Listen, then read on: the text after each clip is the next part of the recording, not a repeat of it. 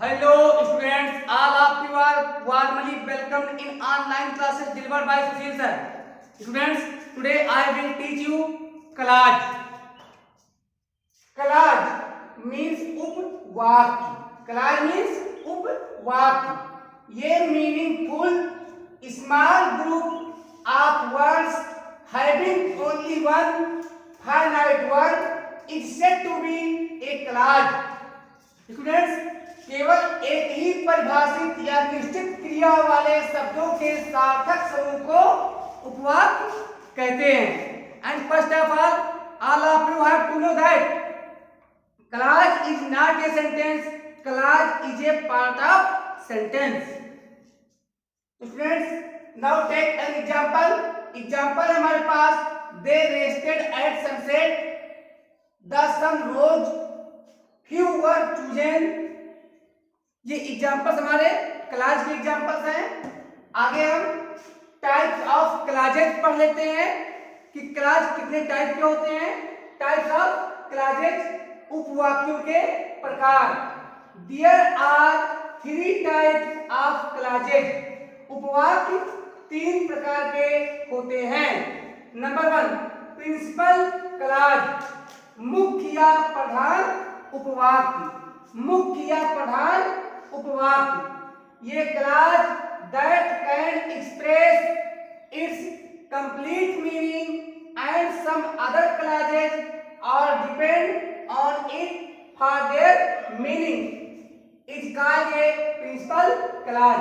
This means ऐसा उपवाक्य, ऐसा क्लाज जो अपना कंप्लीट मीनिंग प्रकट ना कर सके, एक्सप्रेस ना कर सके, साथ ही कुछ अदर क्लाज अपनी मीनिंग क्लियर करने के लिए इस पर डिपेंड रहे, इस पर निर्भर रहे, प्रधान उपवाक्य या मुख्य उपवाक्य कहलाता है.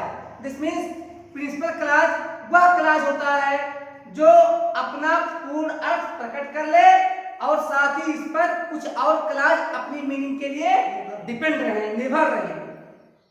टेक एग्जाम्पल लेते हैं, उदाहरण. He lost the book that I had given him. Second, when the sunset they returned home.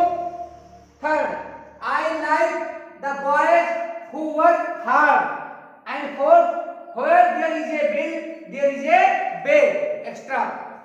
तो स्टूडेंट्स, जो रेड मार्कर से आपको अंडरलाइन पार्ट दिख रहा है ये हमारा प्रिंसिपल क्लाज है, और जो अंडरलाइन नहीं है रिमेनिंग पार्ट ये सब ऑर्डिनेट क्लाज है. क्योंकि that I had given him, जो मैंने उसे दिया था, अपनी मीनिंग क्लियर नहीं कर पा रहा है और अपनी मीनिंग के लिए ही लॉस्ट द बुक पर डिपेंड है. तो ही लॉस्ट द बुक क्या आपका प्रिंसिपल क्लाज. सेकंड में, व्हेन द सनसेट, जब सूर्यास्त होता है, ये क्लाज अपनी मीनिंग क्लियर नहीं कर पाता तो किस पे डिपेंड है, दे रिटर्न्ड होम. तो दे रिटर्न होम हमारा क्या है, प्रिंसिपल क्लाज है, और व्हेन द सनसेट सब ऑर्डिनेट क्लाज है. स्टूडेंट्स, हम थर्ड एग्जांपल में देखते हैं. I like the boys who work hard. Who work hard, जो कठिन परिश्रम करते हैं, यह क्लाज अपनी मीनिंग क्लियर नहीं कर पा रहा है और अपनी मीनिंग के लिए आई लाइक द बॉयज पर डिपेंड है. तो underline portion I like the boys ये हमारा प्रिंसिपल क्लाज है और रिमेनिंग जो बचा है सब ऑर्डिनेट क्लाज है. Very good. Fourth example, where there is a will there is a way. इसमें जहां चाह है वहां राह है. तो यहां देयर इज ए वे अपनी कंप्लीट मीनिंग एक्सप्रेस कर रहा है, और where there is a will अपनी मीनिंग कंप्लीट एक्सप्रेस नहीं कर पा रहा है और अपनी मीनिंग के लिए देयर इज ए वे पर डिपेंड है. इसीलिए देयर इज ए वे हमारा प्रिंसिपल क्लाज है और where there is a will subordinate clause है. Now I suppose all of you understood completely about clause and principal clause. Now I will explain subordinate clause means आश्रित उपवाक्य. Subordinate clause means आश्रित उपवाक्य. The clauses that cannot express their meaning but depend on some principal clause for their meaning are known as subordinate clauses. तो ऐसे उपवाक्य जो स्वतः अपना पूर्ण अर्थ प्रकट नहीं कर सकते बल्कि अपना अर्थ अपनी मीनिंग एक्सप्रेस करने के लिए प्रकट करने के लिए किसी प्रिंसिपल क्लॉज या प्रधान उपवाक्य, प्रिंसिपल क्लॉज को हम मुख्य उपवाक्य भी कहते हैं, प्रिंसिपल क्लॉज पर निर्भर रहते हैं, ऐसे क्लॉज को हम सबऑर्डिनेट क्लॉज या आश्रित उपवाक्य कहते हैं. तो स्टूडेंट्स एग्जांपल लेते हैं. He lost the book that I had given him. When the sun set, they returned home.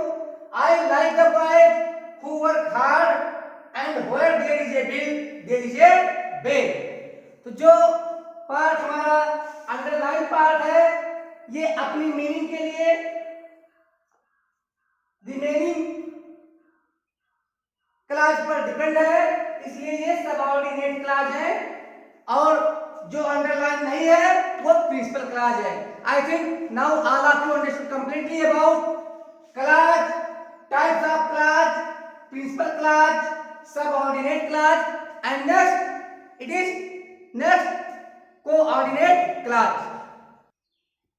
Just before I described about second क्या था हमारा सबऑर्डिनेट क्लॉज था, और ये थर्ड हमारा क्या है, कोऑर्डिनेट क्लॉज.